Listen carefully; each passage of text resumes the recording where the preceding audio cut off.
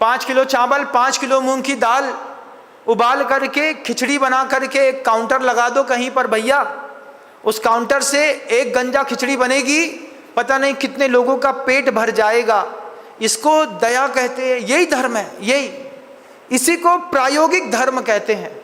इस प्रायोगिक धर्म के बिना तुम्हारा मंदिर बनाना बेकार है। इस प्रायोगिक धर्म की दुनिया के हर जैन समाज को जरूरत है।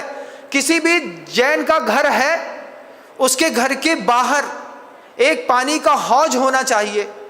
कोई भी जैन का घर है, उसकी दुकान के बाहर 2 मटके पानी होना चाहिए। मोहल्ले में हर दुकान के बाहर 2 मटका पानी हो।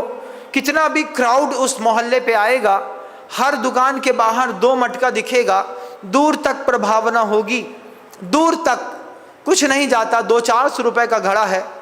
मैं कहते कहते थक गया लोगों से, लगता है कि लोगों के अंदर का पानी सूख गया है। आप सब महानुभावों से भी कहता हूँ, कितने सारे महानुभाव हैं यहाँ पर, है ना, करीब 200-250-300 लोग तो बैठे हैं आराम से। इन लोग भी संकल्प कर लें कि मैं अपनी दुकान और अपने मकान के बाहर लोगों को पानी जरूर पिलाऊंगा। इससे बहुत बड़ी प्रभावना होती है। जितनी प्रभावना एक ग्रंथ लिखने पर होती है, जितनी प्रभावना एक साधु को तैयार करने पर होती है, एक मंदिर बनाने पर होती है, उतनी ही बड़ी प्रभावना दया करने पर होती है। आज तुम दया मत करो, कल कोई तुम्हारे ऊपर दया नहीं करेगा। कभी सोचो, जेल में जो कैदी बंद होते हैं ना, हम जेल घूम के आए हैं, थोड़ा सा गए थे प्रवचन देने, उनसे पूछा तो कहते हैं हफ्ते में 1 दिन टमाटर की एक कली मिल जाए तो दिल उछल जाता है।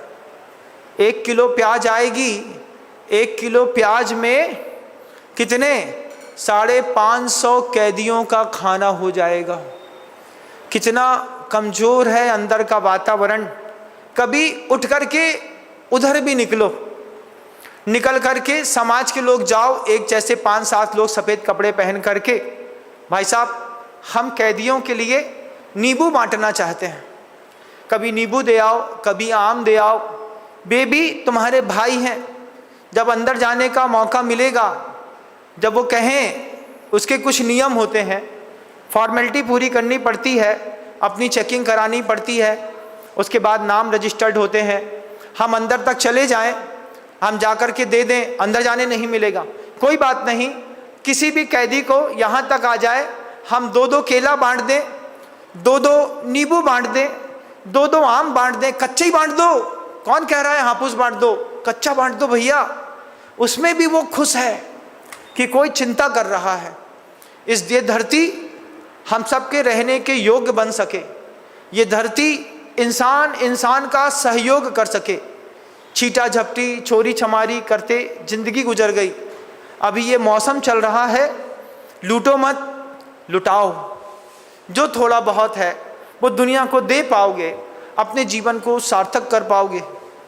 मैं भी, प्यास तो लगती है, लेकिन दिल कहता है पहले दे दूं।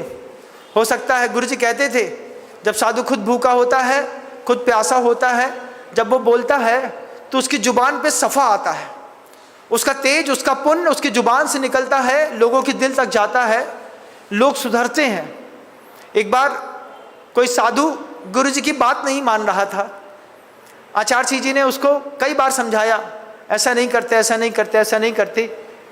एक दिन गुरु जी रोते हुए कहते हैं, तुम्हारी गलती नहीं है, मेरी ही साधना में कोई कमी है कि मेरी बात तुम्हें समझ में नहीं आती। आज मैं वही बात सोचता हूँ कि उपदेश देने के बाद भी तुम नहीं सुधरते। तुम्हारी कोई गलती नहीं है, तुम्हारे ही साधु की साधना में कोई कमी है कि तुम साधु की बात को नज़रअंदाज कर देते हो। सिख समुदाय का किसी पीठ पर बैठ कर के ये बात कही होती ना, हर सिख के घर के बाहर एक मटका होता।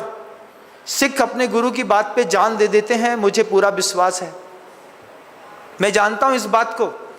इसी समुदाय के लोग पूरी दुनिया में इतनी गर्मी में भूखों को लंगर खिलाते हैं। आज भी किसी सिख समुदाय की गुरुद्वारा के बाहर जाकर के देखना, 2-4 सिख खड़े होंगे, पानी पिला रहे होंगे, 2-4 सिख खड़े होंगे, रूह अफ़ज़ा का शरबत बांट रहे होंगे, कोई चिप्स दे रहा होगा, कोई कुछ कर रहा होगा। लेकिन वे समुदाय, वे कौम से मेरा संवाद है जो बड़ी बड़ी बातें करती हैं लेकिन छोटा भी दया का काम नहीं करती हैं। अगर आप अपना मोहल्ला नहीं संभाल पाए, इंसान होकर के इंसान को नहीं संभाल पाए, पानी नहीं पिला पाए, तुम्हारी पूजाएं कहीं व्यर्थ ना हो जाएं, तुम्हारी पूजा का पाप तुमको ना लग जाए, इस बात का भी ध्यान रखिएगा। शब्दों को विराम देता हूँ, कल पुनः प्रयास करूँगा। गुरुदेव श्री विद्यासागर जी महाराज की जय हिंद। दोस्तों, अगर आपको मेरी वीडियो अच्छी लगती है तो प्लीज़ मेरे चैनल को लाइक, शेयर, सब्सक्राइब करिए और इसी तरह से अपना प्यार देते रहिए। धन्यवाद।